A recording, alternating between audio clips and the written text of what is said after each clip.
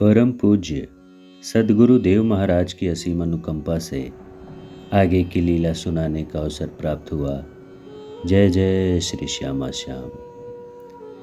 श्री ललिता के कुंज में राधा रानी सहतूत के वृक्ष की छाया में विराजमान है। सहतूत का वृक्ष अत्यंत हरा है। उसमें हरे हरे एवं लाल लाल सहतूत के फल लगे हैं।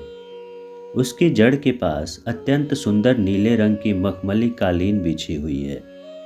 उसी पर श्री प्रिया बैठी है। कालीन पर मखमली मसनद है। श्री प्रिया उसी पर आधी लेटी हुई अवस्था में बैठी हैं। श्री प्रिया का मुख पूर्व की ओर है। मसनद के उत्तर की तरफ एक सुंदर छोटी तिपाई, जो मसनद से थोड़ी कम ऊंची है, पड़ी है। उसी तिपाई पर रखकर चित्रा सखी पश्चिम एवं दक्षिण की ओर मुख किए हुए एक चित्र बना रही है। श्री प्रिया उसी चित्र पर दृष्टि डाले हुए देख रही हैं। चित्रा कुंची लेकर बड़ी चतुराई से पर बहुत शीघ्रता से चित्र में रंग भर रही हैं। अब प्रिया मसनद पर अपने बाएं हाथ की कुहनी को ऊंचा उठाकर तथा उसी हाथ की हथेली पर अपने बाएं कपोल को रखकर पैर फैलाकर लेट जाती हैं तथा बड़ी गंभीरता से चित्र को देखने लगती हैं। चित्रांकन प्रायः समाप्त हो चला है। श्री प्रिया उसे देखकर अतिशय आश्चर्य में भर जाती हैं, पर बिल्कुल चुप है। चित्रा कभी कुछ जोर से, कभी धीरे धीरे हंसती जा रही हैं तथा चित्र में रंग भरने का काम शीघ्रता से समाप्त कर रही हैं। श्री प्रिया के पीछे पीठ के पास विशाखा बैठी है तथा ललिता वहां से कुछ दूर पर हटकर पूर्व की ओर मुख किए रूप मंजरी से बहुत गंभीरता से कुछ बातें कर रही हैं। ललिता कभी कभी पीछे रानी की ओर देखकर मुस्कुरा देती हैं तथा फिर मंजरी से बातें करने लग जाती हैं। रूप मंजरी पैरों के पास बैठी हुई धीरे धीरे श्री प्रिया के पैरों को दबा रही हैं एवं मुस्कुरा मुस्कुरा कर उधर ही देखती जा रही हैं जिधर चित्र बन रहा है। चित्र में रंग भरना समाप्त हो जाता है। चित्र के 3 भाग हैं। चित्र सुनहरा है। चित्र वाले पन्ने के नीचे वाले आधे हिस्से में एक चित्र है तथा ऊपर वाले आधे हिस्से को 2 बराबर भागों में बांटकर 2 चित्र बनाए गए हैं। इस प्रकार एक ही पन्ने पर 3 चित्र हैं। पहले चित्र में यह दिखलाया गया है कि यमुना का सुंदर किनारा है। घाट पर श्री प्रिया गगरी भर रही हैं। कुछ दूरी पर घाट के ऊपर श्री श्याम सुंदर कदम्ब की एक टहनी को झुकाकर उससे फूल तोड़ रहे हैं। श्री प्रिया कनखी से उन्हें देख रही हैं। दूसरे चित्र में यह अंकित हुआ है कि उसी घाट के पास ही एक कुंज है। उसके दरवाजे पर श्री प्रिया भौहें टेढ़ी किए हुए खड़ी हैं। आंखों से तो प्रेम झर रहा है, पर कपट क्रोध का ढंग मुंह पर बनाए हुए खड़ी है। श्री श्याम सुंदर प्रिया के चरणों में झुके हुए हाथों से उनके चरणों को छू रहे हैं। तीसरे चित्र में यह दिखलाया गया है कि श्री प्रिया का बायां हाथ श्याम सुंदर के दाहिने हाथ में है तथा एक दूसरे को निर्निमेष नयनों से देख रहे हैं। श्री प्रिया की गगरी वहीं टेढ़ी होकर पड़ी है। उससे जल गिर रहा है तथा दूर पर श्याम सुंदर की गायें मूंज के वन में दूर चली गई हैं। चित्रा रानी रंग भरने की कुंची को नीचे रख देती हैं तथा एक दूसरी कुंची में सुनहरा रंग भरकर बड़े सुंदर अक्षरों में चित्र के नीचे एक पद लिख देती हैं। राधा रानी पद को पूरा पढ़कर चित्रा के हाथों से चित्र छीन लेती हैं तथा प्यार से चित्रा के कपोल पर एक हल्की चपत लगाकर कहती हैं, चंट कहीं की, तू यह कैसे जान गई? मैंने तो कुछ भी नहीं कहा था। चित्रा हंसती हुई कहती है, मुझे तो कुछ मालूम ही नहीं है। मुझे तो आज ललिता ने कहा था कि बहन, मुझको आज समय नहीं मिलेगा। तू आज श्याम सुंदर के आने से पहले पहल ऐसे 3 चित्र बना दे, इसीलिए प्रातः काल से ही इनमें लगी थी। रानी चित्र को लेकर बड़ी प्यार भरी दृष्टि से उसे देखने लग जाती हैं। फिर आंखें मूंदकर कुछ सोचने लग जाती हैं। चित्रा उनके हाथ से चित्र को ले लेना चाहती है, इसीलिए धीरे से उसे खींचती हैं। पर रानी की आंखें खुल जाती हैं। वे कहती हैं, वाह वाह, तू भी आजकल मुझे ठगना सीख गई है। चित्रा हंसने लगती हैं तथा कहती हैं, नहीं, देखने के लिए ले रही हूँ। कहीं इसमें कोई भूल तो नहीं हो गई है? श्री प्रिया चित्रा की बात सुनकर मुस्कुराती हुई पुनः आंखें बंद कर लेती हैं। आंखें बंद रखकर उसी पद को धीरे धीरे गुनगुनाने लग जाती हैं। सहतूत वृक्ष के चारों ओर शरीफे का वन है। सुंदर सुंदर बड़े बड़े शरीफे के वृक्ष लगे हुए हैं, जिनमें पके हुए फल लटक रहे हैं। कई फलों पर तोते बैठे हुए चोंच से उसमें छेद बना रहे हैं। शरीफे की सघन वृक्षावली से वह सहतूत का स्थान इतना घिरा हुआ है कि बाहर की कोई भी चीज किसी तरफ से बिल्कुल नहीं दिखती। श्री प्रिया कुछ देर बाद आंखें खोलकर इधर उधर देखती हैं, फिर दृष्टि ऊपर उठाकर नीले गगन की ओर देखने लग जाती हैं। नीले गगन की नीलिमा की ओर ध्यान जाते ही श्री प्रिया को आकाश में श्याम सुंदर की छवि दिखने लग जाती है। श्री प्रिया देखती हैं कि एक श्याम सुंदर ठीक ऊपर खड़े हैं, फिर कुछ दूर पर दूसरे श्याम सुंदर खड़े हैं, फिर तीसरे, फिर चौथे। इस प्रकार समूचे गगन में ही श्री प्रिया को श्याम सुंदर ही श्याम सुंदर दिखने लग जाते हैं। श्री प्रिया बोल उठती हैं, 1, 2, 5, 10, 20, 50, 1000, लाख, करोड़, असंख्य। वाह प्रियतम, वाह, तुम्हें अच्छी ठिठोली सूझी है।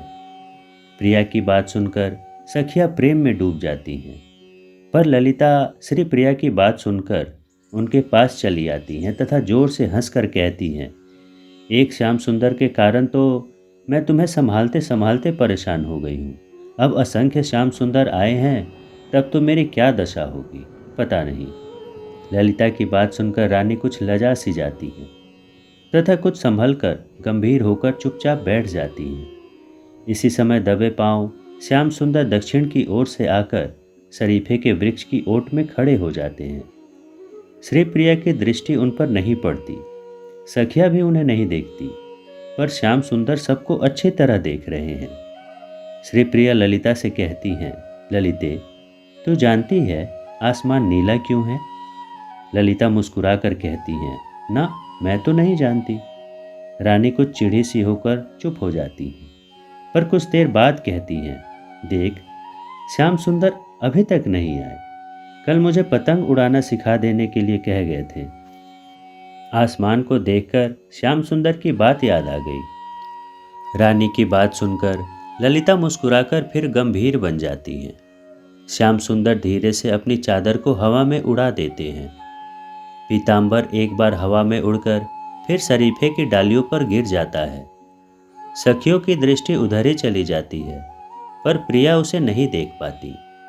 श्री प्रिया कुछ देर बाद कहती हैं, री, वह चित्र कहाँ गया? चित्र श्री प्रिया के हाथ में ही था, पर श्री प्रिया का प्रेम पूर्ण मस्तिष्क अब ठीक ठाक काम नहीं कर रहा है, इसीलिए अपने हाथ में रखे हुए चित्र को भी श्री प्रिया भूल जाती हैं। ललिता बड़ी तेजी से कहती हैं, वह देखो, चित्रा ने उस शरीफे के वृक्ष में उसे छिपा दिया है। उसी समय ललिता उसी वृक्ष की ओर इशारा कर देती हैं जिसके पीछे श्याम सुंदर खड़े थे। श्री प्रिया उधर ताकने लग जाती हैं, पर उनकी आंखों में तो श्याम सुंदर भर गए थे। प्रत्येक वृक्ष की जगह, प्रत्येक लता की जगह उन्हें श्याम सुंदर ही श्याम सुंदर दिख रहे थे। अतः प्रिया यह सोचने लगती है कि मेरा मस्तिष्क तो ठीक है नहीं, मैं श्याम सुंदर के सिवा कुछ भी नहीं देख पा रही हूँ। चित्र की बात याद आ गई थी, पूछ बैठी, पर अब इन सब के कहने के अनुसार उधर नहीं जाती हूँ तो ये सब हंसेंगी। अतः श्री प्रिया यंत्र की तरह आधी बावली सी होकर जिधर ललिता ने इशारा किया था उधर ही बढ़ने लग जाती हैं। चित्र उनके हाथ से मसनद पर गिर जाता है। श्री प्रिया आगे दक्षिण की ओर बढ़कर ठिठकी सी होकर खड़ी रह जाती हैं और सोचती हैं कि मुझे क्या हो गया है। श्याम सुंदर तो एक है, फिर इतने श्याम सुंदर कहाँ से आ गए? मेरे प्रियतम मुझसे कोई खेल खेल रहे हैं या मेरी आंखों में ही कोई दोष आ गया है? यह सोचती हुई श्री प्रिया इधर उधर देखने लगती हैं, पर दाहिने बाएं सामने उन्हें बिल्कुल प्रियतम श्याम सुंदर दिख पड़ते हैं। रानी सोचती हैं, अच्छा एक काम करूं, मैं जांच लेती हूँ बात क्या है। जांच करने की दृष्टि से श्री प्रिया एक प्यार भरी हल्की चपत बाईं ओर लगाने चलती हैं, पर हाथ आकाश में तैरने लग जाता है। श्री प्रिया कुछ गंभीर सी हो जाती हैं। वे निश्चय करती हैं कि ना, मेरी आंखों में कोई दोष है। यदि श्याम सुंदर होते तो उनसे मेरा हाथ टकरा जाता। ऐसा सोचकर प्रिया बेधड़क दक्षिण की तरफ उसी झाड़ी की ओर बढ़ने लगती है जिसके पीछे श्याम सुंदर छिपे हैं। श्री प्रिया जैसे आगे बढ़ती हैं वैसे ही उन्हें दिखता है कि मेरे आगे पीछे दाएं बाएं सैकड़ों हजारों श्याम सुंदर चल रहे हैं। अब प्रिया जी ने मन में यह निश्चय कर लिया कि मेरी आंखों में यह कोई रोग है, इसीलिए वे उस झाड़ी में छिपे हुए श्याम सुंदर को भी, असली श्याम सुंदर को भी नकली समझती हैं। श्री प्रिया उस झाड़ी के पास पहुंच जाती हैं। श्री श्याम सुंदर श्री प्रिया की यह प्रेम दशा देखकर स्वयं प्रेम विभोर होने लग जाते हैं तथा उनका सारा शरीर कांपने लगता है। वे चाहते हैं कि श्री प्रिया को हृदय से लगा लें, पर हाथ पैर सब के सब बिल्कुल जड़ से हो जाते हैं। अतः श्री प्रिया के बिल्कुल पास आ जाने पर भी असली श्याम सुंदर चुपचाप खड़े हैं। श्री श्याम सुंदर ने पीतांबर को शरीफे की एक टहनी पर रख दिया था, इसीलिए कमर से ऊपर का हिस्सा बिल्कुल खुला है। सिर पर मोर मुकुट है और हाथ में मुरली है। अब प्रिया की दृष्टि उन पर पड़ती है। अब तक श्री प्रिया के मस्तिष्क में बिल्कुल वही यमुना तट वाली झांकी भरी हुई थी। दुपट्टा ओढ़े हुए लाखों श्याम सुंदर उन्हें दिख रहे थे, पर जब वस्तुतः श्याम सुंदर के पास पहुंचती हैं तो देखती हैं कि एक श्याम सुंदर के कंधे पर दुपट्टा नहीं है। दुपट्टा शरीफे की टहनियों पर है तथा श्याम सुंदर की छवि जड़ पुतली की तरह दिख पड़ती है। अब श्री प्रिया सोचती हैं, यह क्या बात है। अब तक तो मेरी आंखें प्रियतम के कंधे पर दुपट्टा देख रही थी, पर यह सामने की छवि तो कुछ और भी निराली है। मेरे श्याम सुंदर कितने सुंदर है। दुपट्टे से रहित श्री अंग को मैं आज ही देख पाई हूँ। प्रिया सोचती हैं कि यह भी मेरी आंखों का ही दोष है, पर चित्त बरबस उस छवि पर जाकर टिक जाता है। प्रिया फिर सोचती हैं कि इस दुपट्टे के भीतर ही शायद वह चित्रा ने छिपाया होगा।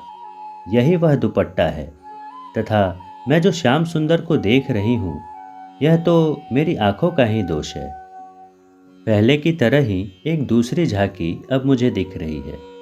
यह सब सोचकर श्री प्रिया दुपट्टे की ओर झुकती हैं। दुपट्टे का एक छोर श्याम सुंदर के हाथों में था और दूसरा शरीफे की टहनी पर। श्री प्रिया उसी छोर के पास हाथ बढ़ाती हैं जिस छोर के पास श्याम सुंदर का हाथ था। दोनों के हाथ छू जाते हैं। छूते ही दोनों प्रेम में इतने अधीर हो जाते हैं कि एक दूसरे की तरफ गिरकर मूर्छित होने लग जाते हैं। सखियां दौड़ पड़ती हैं, पर सखियों के पहुंचने से पहले ही एक दूसरे के हृदय से लगकर मूर्छित हो जाते हैं। भाग्य से शरीफे की एक मोटी डाल पीछे आ जाती है, नहीं तो धम्म से जमीन पर ही गिर पड़ते। सखियां जल्दी से पहुंचकर दोनों को पकड़ लेती हैं। ललिता श्याम सुंदर को पकड़कर धीरे से हिलाती हैं। श्याम सुंदर आंखें खोल देते हैं तथा कमर से रुमाल निकालकर श्री प्रिया के मुख पर पंखा झलने लग जाते हैं। पर श्री प्रिया की मूर्छा अत्यंत गहरी हो गई है, इसीलिए उनकी आंखें नहीं खुलती। श्याम सुंदर श्री प्रिया को उठाकर गोद में लेकर धीरे से बैठ जाते हैं। सखियां चारों ओर से अतिशय उत्कंठा के साथ देख रही हैं कि आज तो दोनों का ही ढंग विचित्र है। श्याम सुंदर का मुख पश्चिम की ओर है। श्री प्रिया उनकी गोद में सिर रखकर गहरी मूर्छा में पड़ी हुई है। श्याम सुंदर एकटक श्री प्रिया के मुख की ओर देख रहे हैं। कुछ देर बीतने पर भी जब प्रिया की आंखें नहीं खुलती तो श्याम सुंदर कुछ भर्राई हुई आवाज में ललिता से धीरे से पूछते हैं, मेरे आने के पहले क्या बातें हो रही थी। श्याम सुंदर के सामने ललिता वही चित्र जो सहतूत की जड़ के पास पड़ा था मंगवाकर रख देती हैं तथा शुरू से अंत तक किस प्रकार चित्र बनाया जा रहा था सभी घटना श्याम सुंदर को सुना देती हैं। श्री श्याम सुंदर चित्र देखते हैं। देखकर वे भी पुनः कांप जाते हैं। उनका शरीर भी पसीने से भर जाता है। ललिता उनके हाथ से चित्र ले लेती हैं। इधर मूर्छा की अवस्था में श्री प्रिया ऐसा अनुभव कर रही हैं कि मैं यमुना तट पर हूँ। श्याम सुंदर बांसुरी बजाते हुए आगे गौओं को हाँकते हुए उधर ही आ रहे हैं। मैं उन्हें एकटक देख रही हूँ। वे भी मुझे देख रहे हैं। मैं अकेली हूँ। प्रियतम श्याम सुंदर भी अकेले हैं। मुझे देखकर वे मेरे पास दौड़ आए हैं तथा मुझे हृदय से लगाकर प्यार करने लग गए हैं। फिर हम दोनों निकुंज की ओर चल रहे हैं। निकुंज में पहुंचकर मैं पुष्प शैया पर प्यारे श्याम सुंदर की गोद में लेटी हुई हूँ। श्याम सुंदर अपने हाथों से मेरी अलकावली को सहलाते हुए मुझसे बातें कर रहे हैं। मैं जवाब दे रही हूँ। श्री प्रिया इसी भावावेश की दशा में अब जोर से बोल उठती हैं। क्यों, तुम्हें स्वीकार है? सखिया श्री प्रिया की यह बात सुनकर कुछ भी नहीं समझ पाती, पर श्याम सुंदर समझ जाते हैं। श्याम सुंदर को उस दिन की प्रिया की प्यार भरी चर्चा याद हो आती है। वे प्रेम में डूब जाते हैं, पर तुरंत ही संभल कर श्री प्रिया को बड़ी चतुराई से धीरे से जवाब देना शुरू करते हैं। श्री प्रिया मूर्छा की अवस्था में यही अनुभव कर रही हैं कि मैं यमुना के तट के निकुंज में ही प्यारे की गोद में पड़ी हुई श्याम सुंदर से बातें कर रही हूँ। श्री प्रिया ने भावावेश में जब ये कहा कि क्यों, स्वीकार है, तो कुछ देर तक तो वहाँ सन्नाटा छाया रहा। प्रिया फिर बोली, क्यों, बोलते नहीं, स्वीकार है या नहीं? अब श्याम सुंदर कहते हैं, प्रिय, स्वीकार करना हमारे वश की बात नहीं है। श्री राधा रानी कहती हैं, फिर इस तरह कैसे निभेगा? श्याम सुंदर कहते हैं, प्रिय, मैं क्या करूं? मेरे हृदय को तुमने चारों ओर से छा लिया है। अब तो यह असंभव है। रानी कहती हैं, मेरे जीवन धन, फिर मैं तो अभागिनी तुम्हारे सुख में कांटा बनने के लिए ही आई। श्याम सुंदर कहते हैं, प्रिय, तुम्हें देखकर मेरा हृदय शीतल हो जाता है। तू यदि अपने को कांटा मानती है तो फिर जगत में भला कौन सी वस्तु हमें सुख देगी? रानी कहती हैं, मेरे प्राणेश्वर, मैं आपके हृदय को देखती हूँ, पर श्याम सुंदर कहते हैं, हाँ बोल, फिर इस प्रकार की प्रार्थना करके मुझे क्यों रुलाती हो? रानी कहती हैं, इसीलिए नाथ कि मैं मेरे कारण से होने वाली आपकी बदनामी नहीं सह सकती। श्याम सुंदर कहते हैं, पर प्रिय, यह बदनामी तो हमारे जीवन की धारा को थोड़े पलट सकेगी। रानी कहती हैं, देखो मेरे नाथ, हठ नहीं करो, सचमुच कहती हूँ, तुम मुझे भूल जाओ। मेरे कारण ही तुम बदनाम हो रहे हो। मैं तुम्हारे विरह में जल जल कर मर जाऊंगी, पर तुमसे मिलकर तुम्हें बदनाम नहीं करूंगी। मेरे जीवन आधार, तुम्हें न देखकर मेरा हृदय फटने लगता है, पर मैं इसे रोक कर रखूंगी। अनंत काल तक इसे तुम्हारे लिए बचाकर रखे रहूंगी। श्याम सुंदर कहते हैं, पर प्रिय, तुम्हें देखे बिना मैं जीवित नहीं रह सकता। रानी श्याम सुंदर की बात सुनकर बिल्कुल गंभीर हो जाती हैं, रोने लग जाती हैं। श्याम सुंदर रुमाल से आंखें पोंछकर कहते हैं, प्रिय, तू मेरी चिंता बिल्कुल मत कर, मैं अपनी व्यवस्था सब ठीक कर लूँगा। प्रिय, सब सह लूँगा, पर तुम्हें भूल जाऊं, तुमसे मिलने न आऊं, यह तो असंभव असंभव है। रानी कहती हैं, फिर कम से कम एक काम करो, कम से कम बहन चंद्रावली को मेरे लिए कष्ट न पहुंचाओ। श्याम सुंदर कहते हैं, मेरी प्राणेश्वरी, मैं तुम्हारे हृदय को जानता हूँ। मेरे हृदय की रानी, तू दिन रात मेरे सुख की ही चिंता करती है। चंद्रावली ही नहीं, चंद्रावली सहित मैं अपने आप को तुम्हारे हाथ बेच चुका हूँ। तू जैसा कहेगी वैसा ही कर लूँगा। श्री प्रिया के मुख पर प्रसन्नता छा जाती है। श्री प्रिया कहती हैं, एक बात और है, आज रूप नंद रानी की दशा देख आई है। मैया बहुत जोर जोर से रो रही थी कि हाय, मेरे लल्ला को क्या हो गया है। न खाता है न पीता है, आंखें भर भर आती हैं। चित्त उड़ा हुआ सा रहता है। मैं पूछती हूँ कुछ, जवाब देता है कुछ। श्याम सुंदर श्री प्रिया की बात सुनकर मुस्कुराने लगते हैं तथा फिर चतुराई से कहते हैं, तो फिर? रानी कहती हैं, मेरे प्राणेश्वर, रूप की बात सुनकर मैं समझ गई हूँ कि तुम्हारी यह दशा मेरे कारण ही हुई है। इसीलिए कहती हूँ कि इस प्रकार खाना पीना छोड़ दोगे तो मुझे कितना कष्ट होगा। ऐसा मत करो नाथ। श्याम सुंदर कहते हैं, प्रिय, क्या मैं जानकर ऐसा करता हूँ? देख, मैं खाने बैठता हूँ, उस समय थाली मुझे आंखों से नहीं दिखती। थाली की जगह मुझे तू दिखने लग जाती है।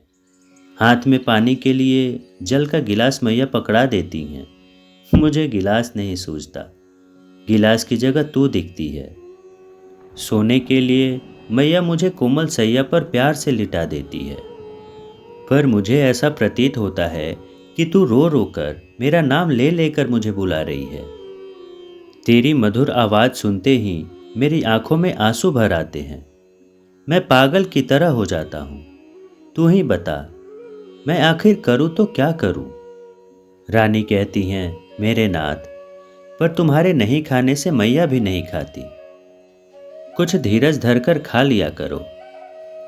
श्याम सुंदर कहते हैं, अच्छा, मैं तो मान ले, आज चेष्टा करूंगा कि तुम्हारी बात मान लूं, पर तू क्या करती है, तू ही सोच। रानी कुछ शर्माई सी होकर कहती हैं, क्यों, मैं क्या करती हूँ? श्याम सुंदर कहते हैं, वाह, तू समझती है कि मुझे कुछ मालूम ही नहीं। ललिता ने आज तेरी दशा मुझे बता दी है। उसने जो जो तुम्हारी दशा का वर्णन किया, उसे सुनकर मैं चकित रह गया। ललिता बोली कि प्यारे श्याम सुंदर, तुमसे मिलकर मेरी सखी राधा की क्या दशा हुई, सुनो। उसकी आंखों से निरंतर आंसू की धारा बहती रहती है। यह ज्ञान खो बैठी है कि मैं कहाँ हूँ, किस जगह हूँ। बड़ी मुश्किल से मैं धीरज बंधाकर बिछौने से उठाती हूँ। उठते ही लड़खड़ाकर गिर पड़ती है, फिर उठाती हूँ। मुश्किल से उठकर आगे बढ़ती है। जाना चाहिए स्नान वेदी की ओर, चली जाती है रसोई घर की ओर। पकड़कर लाती हूँ। दोपहर के समय ही दीपक जलाकर कहने लगती है कि ललिते, सांझ हो गई, तू मुझे जल्दी से कपड़े पहना दे, मैं प्यारे श्याम सुंदर से मिलने जाऊंगी। तनिक भी हम लोग हटे कि यह धूप में इधर उधर दौड़ने लगती है। दिन रात हम लोगों को पहरा रखना पड़ता है कि कहीं दीवार से टकरा ना जाए, यमुना में जाकर कूद ना पड़े। मैं समझाती हूँ पर एक नहीं सुनती। लोक लज्जा का भय दिखलाती हूँ तो खिलखिलाकर हंस देती है और कहती है कि सबको गठरी बांधकर यमुना में डुबो चुकी हूँ। लोक वेद सब बह गए। अब तो प्यारे श्याम सुंदर के साथ जो होना होगा हो जाएगा। श्याम सुंदर की बात सुनकर रानी को शर्मा सी जाती हैं। रानी कुछ बोलना चाहती हैं, पर श्याम सुंदर चाहते हैं कि आगे की बात मेरी प्यारी राधा किसी को न बता दे। बात यह हुई थी कि ठीक इसी तरह का प्रश्नोत्तर निकुंज में बैठकर श्री प्रिया प्रियतम के बीच कुछ दिन पहले हुआ था। यमुना तट पर मिलन होने का चित्र देखकर श्री प्रिया उसी भाव से आविष्ट हो गई थी तथा निकुंज में श्याम सुंदर के साथ उसी प्रेममय लीला को अनुभव कर रही थी। उन्हें यह बिल्कुल पता नहीं था कि मैं भावावेश में ललिता कुंज में शरीफे के पेड़ के नीचे प्यारे की गोद में लेटी हुई बक रही हूँ। श्याम सुंदर को सब बातें याद थी ही, अतः प्रिया के उत्तर में उस दिन उन्होंने जैसे जैसे जो जो कहा था, आज भी वे उसे चतुराई से कहते चले गए। पर जब उन्होंने देखा कि यदि मैं रोकूंगा नहीं तो आगे की बात भी यह कह देगी, इसीलिए श्री प्रिया के भावावेश को तोड़ने के लिए श्याम सुंदर जोर से कह उठते हैं, देख, सामने ललिता है, इससे पूछ ले, इसने ये बातें मुझसे कही है या नहीं। इस बार यह सुनकर रानी चौंक पड़ती हैं। वह तो समझ रही थी कि मैं अकेले प्यारे श्याम सुंदर के साथ हूँ। ललिता के सामने होने की बात सुनकर वे घबराकर आंख खोल देती हैं।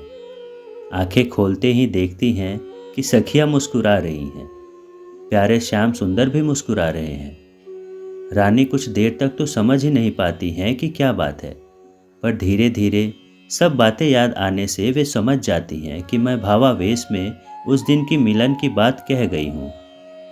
ललिता ने रानी से सब बातें पूछी थी, पर रानी ने प्रेम से टाल दिया था कि आज नहीं बताऊंगी, कल बता दूंगी। पर ललिता ने अतिशय उत्कंठा के कारण रानी के हृदय की बात जान लेनी चाहिए, इसीलिए उसने वह चित्र बनवाया था। रानी जल्दी से श्याम सुंदर की गोद से उठ जाती हैं। श्याम सुंदर भी हंसते हुए उठ जाते हैं। रानी को शर्माई देखकर बात बदलने के लिए श्याम सुंदर कहते हैं, प्रिय, पतंग उड़ाना सिखाने की बात मैंने कल कही थी, चल मैं तुझे सिखा दूं। फिर श्याम सुंदर श्री प्रिया का हाथ पकड़े हुए वही सहतूत के पेड़ की जड़ के पास पहुंचकर कालीन पर प्रिया के साथ बैठ जाते हैं। सखियां सेवा में लग जाती हैं। मधुमती वीणा पर गाना गाने लगती हैं। और इसी के साथ यह लीला यहीं समाप्त होती है। जय जय श्री श्यामा श्याम।